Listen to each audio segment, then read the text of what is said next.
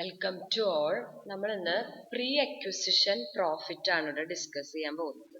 Pre acquisition profit എന്നുള്ളത് ഉദ്ദേശിക്കുക എന്താണെന്ന് വെച്ചാൽ ഒരു സബ്സിഡയറിനെ ഹോൾഡിംഗ് കമ്പനി അക്വയർ ചെയ്യുന്നതിന് മുമ്പ് അത് ജനറേറ്റ് ചെയ്ത പ്രോഫിറ്റ്, അതിനെയാണ് നമ്മൾ എന്ത് പറയുന്നത്, പ്രീ അക്വിസിഷൻ പ്രോഫിറ്റ് എന്ന് പറയുന്നത്. അതായത് ഇപ്പോൾ ഒരു കമ്പനിയുടെ 2019 വരുമാനം എന്ന് പറയുന്നത് 20,000 രൂപയാന്ന് വിചാരിക്കുക. 2019 20,000 രൂപയുണ്ട്. 2020 തുടക്കത്തിൽ അപ്പൊ അതിന് എന്തുണ്ടാവും, 20,000 രൂപ ഓപ്പണിംഗ് ബാലൻസ് പ്രോഫിറ്റിൽ ഉണ്ടാവും. പിന്നെ 2020 അവസാനം അതിന് ഒരു 35,000 രൂപ പ്രോഫിറ്റ് ഉണ്ടായി എന്ന് വിചാരിക്കുക. സോ അതായത് 20,000 ഓൾറെഡി ഓപ്പണിംഗ് ഉണ്ടായിരുന്നു, 35,000 രൂപ 2020 അവസാനം ആയപ്പോഴും ഉണ്ട്. അപ്പൊ 15,000 രൂപയാണ് അക്കൊല്ലം ജനറേറ്റ് ചെയ്ത പ്രോഫിറ്റ്. അക്കൊല്ലത്തിന്റെ ഒരു പകുതിയോട് കൂടിയിട്ടാണ് ആ സബ്സിഡയറിനെ ഹോൾഡിംഗ് കമ്പനി മേടിക്കുന്നതെങ്കിൽ, അതായത് ഒരു ജൂണിലാണ് മേടിക്കുന്നത് എന്ന് വിചാരിക്കുക. അപ്പോൾ നമ്മുടെ ഏപ്രിലാണ് നമ്മുടെ ഫിനാൻഷ്യൽ ഇയർ തുടങ്ങുക. അപ്പൊ ഏപ്രിൽ മുതൽ ജൂൺ വരെ ഉള്ളത് എന്താണ്, അതായത് 2019 ആ സബ്സിഡയറി സ്റ്റാർട്ട് ചെയ്തത് മുതൽ അതിനെ ഹോൾഡിംഗ് കമ്പനി അക്വയർ ചെയ്യുന്നത് വരെയുള്ള പ്രോഫിറ്റ് എന്താണ്, പ്രീ അക്വിസിഷൻ പ്രോഫിറ്റ് ആണ്. ആ വേർഡിൽ തന്നെ ഉണ്ട്, ഹോൾഡിംഗ് കമ്പനി അക്വയർ ചെയ്യുന്നതിന് മുമ്പുള്ള പ്രോഫിറ്റ്. അപ്പൊ അതിനെയാണ് നമ്മൾ എന്ത് പറയുന്നത്, പ്രീ അക്വിസിഷൻ പ്രോഫിറ്റ് എന്ന് പറയുന്നത്. അപ്പൊ അതിന്റെ ഒരു ജസ്റ്റ് ഒരു ചെറിയ പ്രോബ്ലം കാൽക്കുലേറ്റ് ചെയ്യാനുണ്ട്, അതാണ് നമ്മൾ ഇവിടെ ഡിസ്കസ് ചെയ്യുന്നത്. നോക്കുക. On 1st April 2019, subsidiary ABC Limited has 90,000 as surplus in balance sheet. അതായത് ബാലൻസ് ഷീറ്റിന്റെ തുടക്കത്തിൽ 2019 തുടങ്ങുമ്പോൾ it has 90,000 സർപ്ലസ് ഉണ്ട്. ഇത് ഓപ്പണിംഗ് ബാലൻസ് ആണ്, അതുവരെ ഉണ്ടാക്കിയ സർപ്ലസ് ആയിരിക്കും. 90,000. While on 31st March 2020, അതായത് കൊല്ലം അവസാനിക്കാറായപ്പോഴേക്കും ആ ബാലൻസ് വാസ് 1,50,000 ആയി. അതായത് തുടങ്ങുമ്പോ 90,000 രൂപ സർപ്ലസ് ആയിട്ടുണ്ടായിരുന്നു, ആ കൊല്ലം അവസാനിക്കാറായപ്പോ 1,50,000 രൂപയായി സർപ്ലസ്. അതായത് ഓൾറെഡി 90,000 ഉണ്ടായിരുന്നു, അവസാനിക്കാറായപ്പോ 1,50,000 ഉണ്ടായി. അപ്പൊ അതിന്റെ ഡിഫറൻസ് എത്രയാണ്, 60,000. ആ 60,000 എന്ന് പറയുന്നത് എന്താണ്, അക്കൊല്ലം ജനറേറ്റ് ചെയ്ത പ്രോഫിറ്റ് ആണെന്നാണ് അർത്ഥം അല്ലെ. നിങ്ങൾക്ക് നിങ്ങളുടെ കയ്യില് എന്താണ്, ജനുവരി 1-ാം തീയതി എന്താണ് 10,000 രൂപ ഉണ്ടായിരുന്നു, ജനുവരി 31-ാം തീയതി ആയപ്പോ 20,000 രൂപയായി. അപ്പൊ എത്രയാ, ഡിഫറൻസ് ഓഫ് 10,000 എന്ന് പറയുന്നത് എന്താണ്, ആ ജനുവരിയിൽ നിങ്ങൾ ഉണ്ടാക്കിയതാണ്. അത് തന്നെയാണ് ഇവിടെയും പറയുന്നത്. 2019 തുടക്കത്തിൽ ഏപ്രിൽ 1 90,000 റുപ്പീസ് ഉണ്ടായിരുന്നു, അത് 31st March ആയപ്പോൾ അക്കൊല്ലം അവസാനിക്കാറായപ്പോ സർപ്ലസ് എമൗണ്ട്സ് ടു 1,50,000. അതായത് 60,000 എന്താണ്, ആ 2019-20 കാലയളവിൽ ഉണ്ടാക്കിയതാണ്. H Limited acquired the shares of ABC Limited. അതായത് ABCയുടെ ഷെയർ എന്ത് ചെയ്തു, H അക്വയർ ചെയ്തു, 100% അക്വയർ ചെയ്തു എന്നാണ് നമ്മളിവിടെ അസ്യൂം ചെയ്യുന്നത്, കാരണം ഇവിടെ പെർസെന്റേജ് പറഞ്ഞിട്ടില്ല. ഓൺ 1st 7 2019, അതായത് ജൂലൈ 1-ാം തീയതി എന്ത് ചെയ്തു, ABC ലിമിറ്റഡിന്റെ ഷെയർ H ലിമിറ്റഡ് അക്വയർ ചെയ്തു. Determine the pre acquisition profit. നമുക്കറിയേണ്ടത് H ലിമിറ്റഡ് അക്വയർ ചെയ്യുന്നതിന് മുമ്പുള്ള ABCയുടെ പ്രോഫിറ്റ് എത്രയാണെന്നാണ്. അപ്പോൾ H ലിമിറ്റഡ് എന്നാണ് അക്വയർ ചെയ്തിരിക്കുന്നത്, ജൂലൈ 1-ാം തീയതിയാണ് അക്വയർ ചെയ്തിരിക്കുന്നത്. അതായത് ജൂലൈ 1-ാം തീയതി വരെ ജനറേറ്റ് ചെയ്ത പ്രോഫിറ്റ് എന്താണ്, പ്രീ അക്വിസിഷൻ പ്രോഫിറ്റ് ആണ്. അപ്പോൾ 2019 വരെ, ഏപ്രിൽ 2019 വരെയുള്ള പ്രോഫിറ്റ് നമുക്കറിയാം 90,000 ആണ്. പിന്നെ എന്താണ്, 2019 വരെ 90,000 ആണ്. അപ്പൊ ആ 90,000 ഏപ്രിൽ 1-നുള്ളതാണ്. അപ്പൊ അതിൽ എന്തില്ല, Hന് അവകാശമില്ല, കാരണം H അക്വയർ ചെയ്തിരിക്കുന്നത് ജൂലൈയിലാണ്. ഏപ്രിൽ വരെ 90,000 ഉണ്ട്, H അക്വയർ ചെയ്തിരിക്കുന്നത് ജൂലൈയിലാണ്. അപ്പൊ ജൂലൈക്ക് ശേഷമുള്ളതിനെ അവകാശമുള്ളൂ. അതായത് 2019-20 പ്രോഫിറ്റിലാണ് അവകാശമുള്ളൂ. അപ്പൊ എന്താണ്, 31st March 2020 ആയിപ്പോ 1,50,000 രൂപയുണ്ട്. അപ്പൊ 90,000 എന്ന് പറയുന്നത് 2019 തുടങ്ങുമ്പോ ഉണ്ട്. അപ്പൊ 1,50,000 2019-20 അവസാനിക്കുമ്പോ ഉണ്ട്. അപ്പൊ 19-20 എത്ര ജനറേറ്റ് ചെയ്തേക്കുന്നത്? 1,50,000 മൈനസ് 90,000, അതായത് 60,000 രൂപ. ആ 60,000 രൂപ എന്ന് പറയുന്നത് നമ്മള് April, May, June, July, August, September, October, November, December, January, February, March, അങ്ങനെ 12 മാസം കൊണ്ട് ഉണ്ടാക്കിയതാണ് ആ 60,000 രൂപ എന്ന് പറയുന്നത്. അപ്പൊ ഇവിടെ എച്ച് എപ്പോഴാണ് അക്വയർ ചെയ്തിരിക്കുന്നത്? ജൂലൈയിലാണ്. അപ്പൊ ജൂലൈ വരെ എത്രയുണ്ട്? ഏപ്രിൽ, മെയ്, ജൂൺ, 3 മാസം. 3 മാസത്തെ പ്രോഫിറ്റ് എന്താണ് ഇക്കൊല്ലത്തെ? പ്രീ അക്യൂസിഷൻ ആണ്. ഓൾറെഡി 2019 തുടങ്ങുമ്പോഴുള്ള 90,000 എന്ന് പറയുന്നത് എച്ച് അക്വയറിന് മുമ്പുള്ളതാണ്. അപ്പൊ അത് ഓൾറെഡി പ്രീ അക്യൂസിഷൻ പ്രോഫിറ്റ് ആണ്. പ്ലസ് എന്താണ് ഇക്കൊല്ലം ജൂലൈ വരെ ഉള്ളതും എന്താണ്? പ്രീ അക്യൂസിഷൻ പ്രോഫിറ്റ് ആണ്. ഇക്കൊല്ലം മൊത്തം 60,000 രൂപയാണ് ജനറേറ്റ് ചെയ്തത്. ജൂലൈ വരെ എന്ന് പറയുമ്പോൾ എത്രയാണ്? ഏപ്രിൽ, മെയ്, ജൂൺ, 3 കൊല്ലത്തെ പ്രോഫിറ്റ് എന്താണ്? പ്രീ അക്യൂസിഷൻ പ്രോഫിറ്റ് ആണ്. അപ്പൊ നമുക്ക് 60,000 ആണ് ഒരു കൊല്ലം ജനറേറ്റ് ചെയ്തത്. അതേ ഡിവൈഡഡ് ബൈ 12 ചെയ്താൽ ഒരു മാസം ഉണ്ടായത് അറിയും. അതില് 3 മാസമാണ് പ്രീ അക്യൂസിഷൻ പ്രോഫിറ്റ്. അപ്പൊ ഇൻറ്റു 3 ചെയ്താൽ we will get the pre acquisition profit. അപ്പൊ ജസ്റ്റ് നമുക്ക് ആ പ്രോബ്ലം നോക്കാം. ഇവിടെ നമ്മളോട് പറഞ്ഞു 2019 തുടങ്ങുമ്പോ 90,000 രൂപയാണ്. അതായത് ഓപ്പണിംഗ് ബാലൻസ് എന്ന് പറയുന്നത് എത്രയാണ്? 90,000 റുപ്പീസ് ആണ്. ആ ഓപ്പണിംഗ് ബാലൻസ് എന്ന് പറഞ്ഞാൽ എന്താ ഉദ്ദേശിക്കുന്നത്? കമ്പനി തുടങ്ങിയത് മുതൽ 2019 വരെയുള്ള കമ്പനിയുടെ ബാലൻസ് ഷീറ്റിലുള്ള പ്രോഫിറ്റ് എത്രയാണ്? 90,000 രൂപയാണ്. അതായത് ഡിസ്ട്രിബ്യൂട്ട് ചെയ്യാതെ കമ്പനിയിൽ റീടൈൻ ചെയ്തിരിക്കുന്ന എമൗണ്ട് എത്രയാണ്? 90,000 രൂപയാണ്. അത് 2019 വരെയാണ് 90,000. 2020 മാർച്ചില് എന്താണ്? 1,50,000. അതായത് 90,000 എന്നുള്ളത് 1,50,000, അതായത് 60,000 രൂപ. അപ്പൊ ആ 60,000 രൂപ എന്ന് പറയുന്നത് എന്താണ്? ഏപ്രിൽ 1, 2019 മുതൽ മാർച്ച് 31, 2020 കാലയളവിൽ ഉണ്ടാക്കിയതാണ്. ഈ കൊല്ലത്തെ എന്താണ് പ്രോഫിറ്റ് ആണ് എന്ത്? 60,000 രൂപ. H limited acquired the share of ABC limited. അപ്പോ എച്ച് ലിമിറ്റഡ് എന്ത് ചെയ്തു? ABCയുടെ ഷെയർ അക്വയർ ചെയ്തു 2019 ജൂലൈയില്. അപ്പൊ എന്താണ് ഇക്കൊല്ലം ഒരു 3 മാസം പ്രീ അക്യൂസിഷൻ പീരീഡ് ഉണ്ട് അല്ലെ? ഏപ്രിൽ, മെയ്, ജൂൺ 3 മാസം പ്രീ അക്യൂസിഷൻ പീരീഡ് ആണ്. 3 മാസം ABC ലിമിറ്റഡ് ഒറ്റയ്ക്കാണ് വർക്ക് ചെയ്തിരിക്കുന്നത്. 3 മാസം കഴിഞ്ഞിട്ടാണ് എച്ച് അക്വയർ ചെയ്തപ്പോ 3 മാസം കഴിഞ്ഞിട്ടാണ്. അപ്പൊ 3 മാസം എന്തുണ്ട്? പ്രീ അക്യൂസിഷൻ പീരീഡ് ഉണ്ട്. അപ്പൊ 2019 വരെ പ്ലസ് 2019-20 3 മാസം എന്താണ്? പ്രീ അക്യൂസിഷൻ പീരീഡ് ആണ്. അപ്പൊ അത് ആ കാലയളവിൽ ഉണ്ടാക്കിയ പ്രോഫിറ്റ് ആണ് എന്ത്?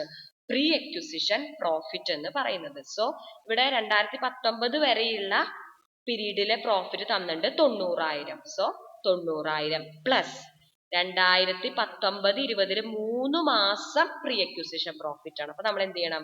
ഇക്കൊല്ലത്തെ പ്രോഫിറ്റിൽ നിന്നും 3 മാസത്തെ പ്രോഫിറ്റ് കാൽക്കുലേറ്റ് ചെയ്യണം. അവരെ വേറെ ഒന്നും തന്നിട്ടില്ല.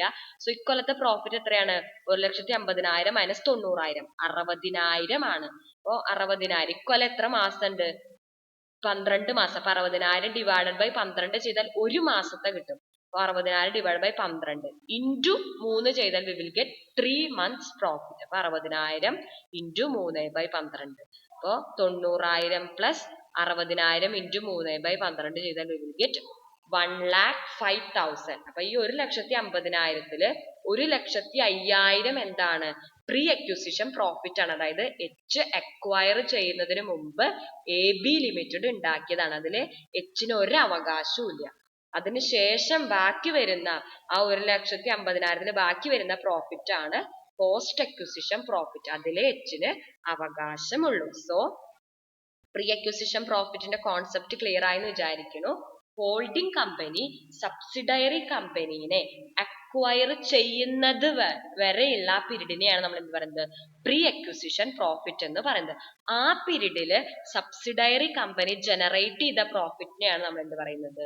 പ്രീ അക്യൂസിഷൻ പ്രോഫിറ്റ് എന്ന് പറയുന്നത്. അപ്പൊ ചിലപ്പോ നമുക്ക് മിക്കവാറും ക്വസ്റ്റ്യനില് എന്താണ് ഹോൾഡിംഗ് കമ്പനി അക്വയർ ചെയ്യുന്ന കൊല്ലം വരെയുള്ള പ്രോഫിറ്റ് തന്നിട്ടുണ്ടാവും. അതേ പ്ലസ് അക്കൊല്ലത്തെ പ്രോഫിറ്റ് തന്നിട്ടുണ്ടാവും. അതില് ഹോൾഡിംഗ് കമ്പനി അക്വയർ ചെയ്യുന്നതിന് മുമ്പ് വരെയുള്ള ഷെയർ ഐഡന്റിഫൈ ചെയ്തിട്ട് സം ചെയ്താൽ we will get the pre acquisition profit. Clear ആയെന്ന് വിചാരിക്കുന്നു.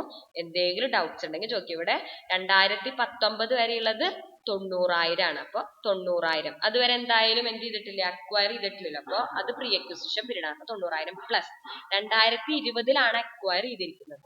20 ജൂലൈയിലാണ് അക്വയർ ചെയ്തിരിക്കുന്നത്. അപ്പൊ ജൂലൈ വരെയുള്ളത് പ്രീ അക്വിസിഷൻ പ്രോഫിറ്റ് ആണ്. അപ്പൊ 2019 ഏപ്രിൽ മുതൽ 2019 ജൂലൈ വരെ എത്ര സമയമുണ്ട്? ഏപ്രിൽ, മെയ്, ജൂൺ, 3 മാസം. അപ്പൊ 3 മാസം കൂടി എന്താണ്, പ്രീ അക്വിസിഷൻ പ്രോഫിറ്റ് ആണ്. അപ്പൊ ഇക്കൊല്ലം ജനറേറ്റ് ചെയ്ത പ്രോഫിറ്റില് 3 മാസം ഉണ്ടാക്കിയ പ്രോഫിറ്റിൽ ആർക്കും അവകാശമില്ല? എച്ചിന് അവകാശമില്ല. അതിൽ ആർക്കേ അവകാശമുള്ളൂ? ABC ലിമിറ്റഡ് മാത്രമേ അവകാശമുള്ളൂ. സോ 2019 അക്വയർ ചെയ്യണത്. 2019-20 പ്രോഫിറ്റില് 3 മാസം അക്വയർ ചെയ്യുന്നതിന് മുമ്പുള്ള പീരീഡ് ആണ്. സോ ആ പ്രാവശ്യത്തെ പ്രോഫിറ്റ് കണ്ടുപിടിക്കാൻ അക്കൊല്ലത്തെ പ്രോഫിറ്റ് ഡിവൈഡ് ബൈ 12 ചെയ്താൽ 12 മാസമാണ്. അപ്പൊ 1 മാസത്തെ പ്രോഫിറ്റ് കിട്ടും. അതേ ഇൻറ്റു 3 ചെയ്താൽ 3 മാസത്തെ പ്രോഫിറ്റ് കിട്ടും. അപ്പൊ 90,000 പ്ലസ് 60,000 ഇൻറ്റു 3/12 ചെയ്താൽ യു വിൽ ഗെറ്റ് 1,05,000. ഇനി എന്തെങ്കിലും ഡൗട്ട്സ് ഉണ്ടെങ്കിൽ വിളിച്ച് ചോദിക്കണം കേട്ടോ. ഇനി നെക്സ്റ്റ് നമുക്കൊരു കൺസോളിഡേറ്റഡ് ബാലൻസ് ഷീറ്റ് പ്രിപ്പയർ ചെയ്യാനുള്ള പ്രോബ്ലം ആണ്.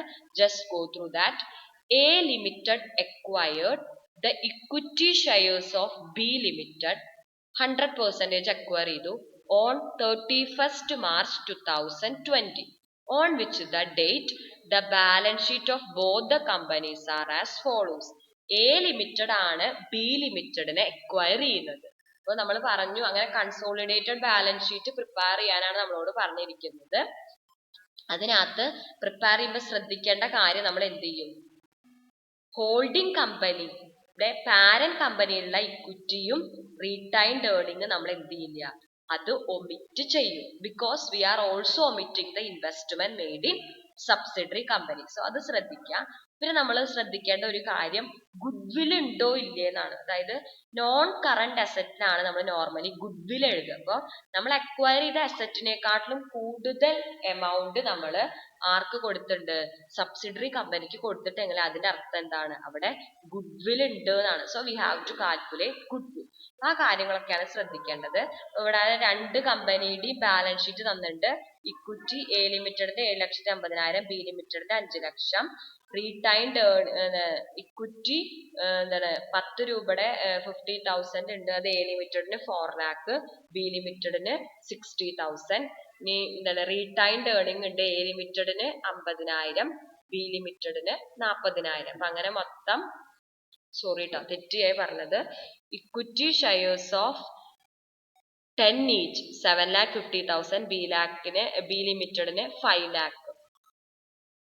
ഇനി പിന്നെ വരുന്നത് എന്ന് പറയുന്നത് എന്താണ്, റീറ്റൈൻഡ് ഏർണിങ്സ് എ ലിമിറ്റഡിന് 4 lakh, ബി ലിമിറ്റഡിന് 60,000. കറന്റ് ലൈബിലിറ്റി എ ലിമിറ്റഡിന് 50,000, ബി ലിമിറ്റഡിന് 40,000. ടോട്ടല് 12 lakh എ ലിമിറ്റഡിന്റെ, ബി ലിമിറ്റഡിന്റെ ലൈബിലിറ്റി ടോട്ടൽ 6 lakh.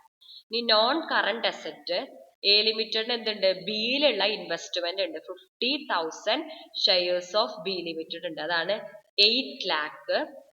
അതായത് 50,000 ഇക്വിറ്റി ഷെയർസ് ഓഫ് 10 രൂപയുടെ ബിയിലുണ്ടല്ലോ, അതിന് വാല്യൂ എന്താ 5 ലക്ഷം രൂപയാണ്. ആ 5 ലക്ഷം ഷെയർ അക്വയർ ചെയ്യാൻ വേണ്ടിയിട്ട് ബി കൊടുത്തതാണ് എന്ത്, ഈ 8 ലക്ഷം എന്ന് പറയുന്നത്. അപ്പൊ അതങ്ങനെ. പിന്നെ കറന്റ് അസറ്റ് എന്തുണ്ട്, 4 lakh ഉണ്ട്, ബിക്ക് 6 lakh ഉണ്ട്. അപ്പൊ ടോട്ടൽ അസറ്റ് 12 lakh, ബിക്ക് 6 lakh. ഇത്രയാണ് ക്വസ്റ്റ്യൻ നമുക്ക് തന്നിരിക്കുന്നത്. സോ ജസ്റ്റ് നോക്കുക, എയുടെ ഇക്വിറ്റി 7,50,000 ആണ്. 75,000 ഇക്വിറ്റി ഷെയർസ് 10 രൂപയുടെ. ബിയുടെ ഇക്വിറ്റി 5 ലക്ഷമാണ്. ഇത് ക്വസ്റ്റ്യൻ തന്നാണ്. 50,000 ഇക്വിറ്റി ഷെയർസ് ഓഫ് 10 രൂപ. അത്ര തന്നിരിക്കുന്നത്. അപ്പൊ നമ്മൾ പറഞ്ഞു, നമ്മൾ കൺസോളിഡേറ്റഡ് ബാലൻസ് ഷീറ്റ് പ്രിപ്പയർ ചെയ്യുമ്പോൾ നമ്മൾ ഹോൾഡിംഗ് കമ്പനിക്ക് parent company holding company subsidiary കമ്പനിയിൽ നിന്ന് അക്വയർ ചെയ്ത ഇക്വിറ്റി ഷെയറിന്റെ value we will omit, because we are also omitting the investment made by the holding company in subsidiary company. രണ്ടും അങ്ങോട്ടും ഇങ്ങോട്ടും സെറ്റ് ഓഫ് ചെയ്യണതാണ് ഞാൻ കഴിഞ്ഞ ക്ലാസ്സിൽ പറഞ്ഞത്. സോ അത് രണ്ടും ഒമിറ്റ് ചെയ്യും. പിന്നെ വേറൊരു കാര്യം നമ്മൾ ശ്രദ്ധിക്കേണ്ടത്, ഇവിടെ 100% അക്വയർ ചെയ്ത കാരണം നോൺ കൺട്രോളിംഗ് ഇൻട്രസ്റ്റിന്റെ ഒരു വിഷയമില്ല. So we do not need to calculate the non controlling interest. പക്ഷെ ഇവിടെ എന്തുണ്ട്, നമുക്കിവിടെ കാണുമ്പോൾ തന്നെ അറിയാം, 5 ലക്ഷം രൂപയുടെ ഷെയർ ആണ്. നമ്മളിവിടെ എത്ര ലക്ഷം രൂപയ്ക്ക് അക്വയർ ചെയ്തിട്ടുണ്ട്? 8 ലക്ഷം രൂപയ്ക്ക് അക്വയർ ചെയ്തിട്ടുണ്ട്. സോ അവിടെ എന്തുണ്ട്? ഒരു ഡീവിയേഷൻ ഉണ്ട്. അതായത് വാല്യൂ ഓഫ് അസറ്റ് അക്വേർഡിനെക്കാട്ടിലും കൂടുതലാണെന്ന് തോന്നുന്നു. അപ്പൊ അവിടെ ഗുഡ് വിൽ ഉണ്ട്. അപ്പൊ നമ്മൾ എന്ത് ചെയ്യണം?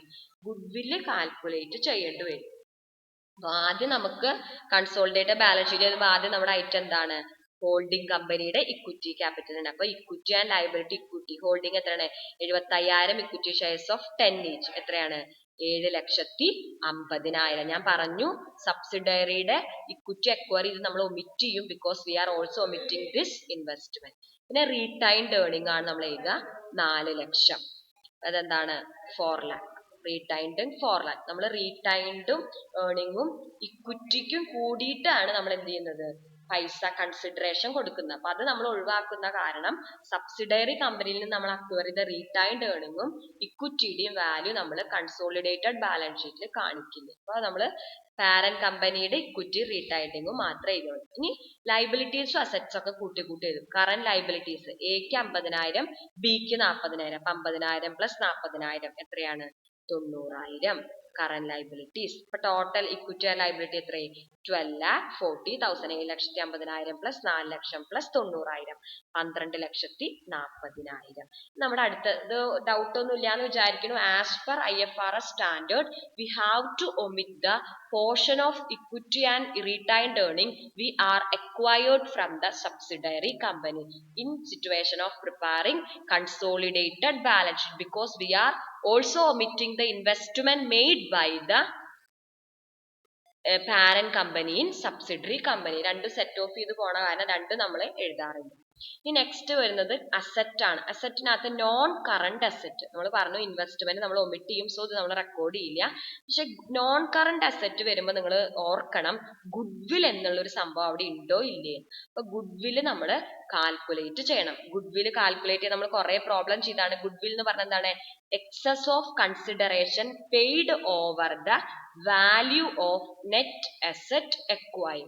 നമുക്ക് നെറ്റ് അസറ്റ് അക്വയർ ചെയ്തതിന്റെ മുകളിലുള്ള വാല്യൂ ആണ്. അപ്പോൾ നെറ്റ് അസറ്റ് എന്ന് പറയുമ്പോൾ നിങ്ങൾക്ക് അറിയാം നെറ്റ് അസറ്റ് അക്വയർഡ് കാൽക്കുലേറ്റ് ചെയ്യാൻ ഒന്നില്ലെങ്കിൽ we can use total assets minus total liability, അതായത് total assets minus total liability.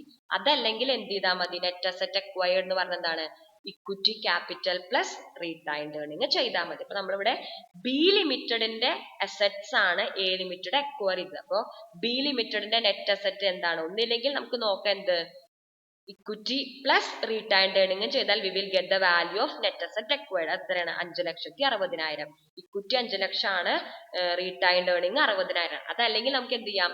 Assets minus liability ചെയ്താൽ we will get the net asset acquired. Asset എത്രയാണ്? ബിയുടെ 6 ലക്ഷം. ലൈബിലിറ്റി എത്രയാണ്? 40,000. അപ്പൊ 6 ലക്ഷം മൈനസ് 40,000 ചെയ്താൽ 5,60,000. ജസ്റ്റ് നോക്കുക.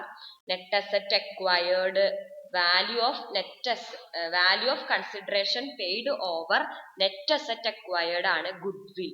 അതായത് consideration paid minus value of net asset acquired. ഇവിടെ consideration paid നമുക്ക് ക്വസ്റ്റ്യനിൽ ഡയറക്ട്ലി തന്നിട്ട് എന്താണ്? 8 lakh rupees കൊടുത്തിട്ടാണ് 50,000 ഷെയർസ് അക്വയർ ചെയ്തത്. അപ്പൊ 8 lakh ആണ്.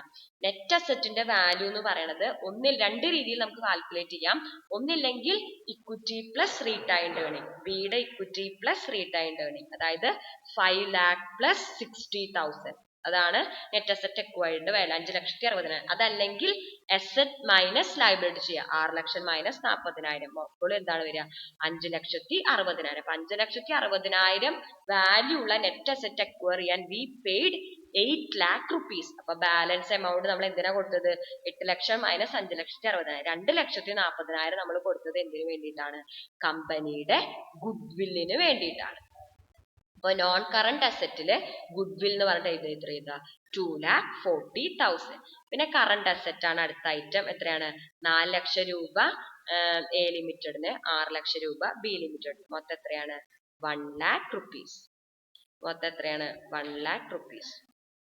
അപ്പൊ ജസ്റ്റ് അത് കൂട്ടി 1 lakh ചെയ്ത് അപ്പൊ 2,40,000 plus 1 lakh will be equal to 12,40,000. അപ്പൊ അസറ്റ്സും ലൈബിലിറ്റിയും ടാലി. അപ്പൊ എപ്പോഴും കൺസോളിഡേറ്റഡ് ബാലൻസ് ഷീറ്റ് പ്രിപ്പയർ ചെയ്യുമ്പോൾ ഓർക്കേണ്ട ആദ്യത്തെ കാര്യം, we will not consider the equity and retained earning of subsidiary. അതായത് പാരന്റ് കമ്പനിക്ക് സബ്സിഡയറി കമ്പനിയിലുള്ള ഇക്വിറ്റിയുടെ വാല്യൂയും റീടൈൻഡ് ഏർണിംഗിന്റെ വാല്യൂ നമ്മൾ എന്ത് ചെയ്യില്ല, കൺസോളിഡേറ്റഡ് ബാലൻസ് ഷീറ്റിൽ ഡിസ്ക്ലോസ് ചെയ്യില്ല. ബിക്കോസ് എന്താണ്, പാരന്റ് കമ്പനി ആ പോർഷൻ ഓഫ് ഇൻവെസ്റ്റ്മെന്റ് അക്വയർ ചെയ്യാൻ വേണ്ടി ഇൻവെസ്റ്റ് ചെയ്ത എമൗണ്ട് നമ്മൾ എന്ത് ചെയ്യുന്നുണ്ട്, ഒമിറ്റ് ചെയ്യുന്നുണ്ട്. So investment of parent company in subsidiary കമ്പനിയും parent company's share in equity and retained earning of subsidiary കമ്പനിയും നമ്മൾ ഒമിറ്റ് ചെയ്തിട്ടാണ് കൺസോളിഡേറ്റഡ് ബാലൻസ് ഷീറ്റ് പ്രിപ്പയർ ചെയ്യേണ്ടത് ആസ് പെർ റൂൾ.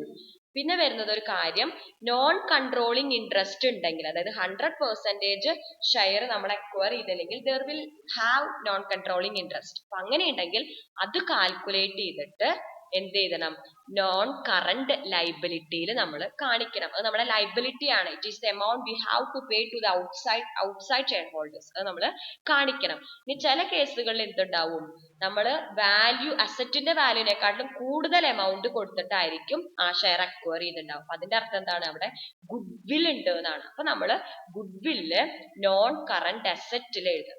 ഗുഡ് വില്ല് കാൽക്കുലേറ്റ് ചെയ്യണം. ഗുഡ് വില്ല് എന്ന് പറഞ്ഞാൽ excess of consideration paid over the value of net asset ആണ്. അപ്പോൾ വാല്യൂ ഓഫ് നെറ്റ് അസറ്റ് കാണാൻ ഒന്നില്ലെങ്കിൽ we can use equity plus reserve, അതല്ലെങ്കിൽ അസറ്റ് മൈനസ് ലൈബിലിറ്റി. അങ്ങനെ പ്രോബ്ലം ചെയ്ത് നോക്കുക, മനസ്സിലാവണില്ലെങ്കിൽ ചോദിക്കുക. എന്തെങ്കിലും ഡൗട്ട്സ് ഉണ്ടെങ്കിൽ പ്ലീസ് കോണ്ടാക്ട്, ഞാൻ എന്തായാലും അത് എക്സ്പ്ലെയിൻ ചെയ്ത് തരുന്നതായിരിക്കും. അപ്പോ ക്ലിയർ ആയെന്ന് വിചാരിക്കുന്നു. ഇനി എന്തെങ്കിലും ഡൗട്ട്സ് ഉണ്ടെങ്കിൽ ചോദിക്കുക കേട്ടോ. അപ്പോ പിന്നെ വരുന്നത് നമ്മൾ പഠിച്ചിരുന്ന ഒരു പ്രീ അക്വിസിഷൻ പ്രോഫിറ്റ് ആണ്. പ്രീ അക്വിസിഷൻ പ്രോഫിറ്റ് എന്ന് പറഞ്ഞാൽ പാരന്റ് കമ്പനി സബ്സിഡയറിനെ അക്വയർ ചെയ്യുന്നത് വരെയുള്ള പീരീഡില് നമ്മൾ ഉണ്ടാക്കിയ പ്രോഫിറ്റിനെയാണ് പ്രീ അക്വിസിഷൻ പ്രോഫിറ്റ് എന്ന് പറയുന്നത്. സബ്സിഡയറി കമ്പനിക്ക് മാത്രം അവകാശപ്പെട്ട പ്രോഫിറ്റ് ആണ്. അത് മിക്കവാറും ആ പാരന്റ് കമ്പനി അക്വയർ ചെയ്യുന്ന കൊല്ലം വരെയുള്ള പ്രോഫിറ്റ് തന്നിട്ടുണ്ടാവും.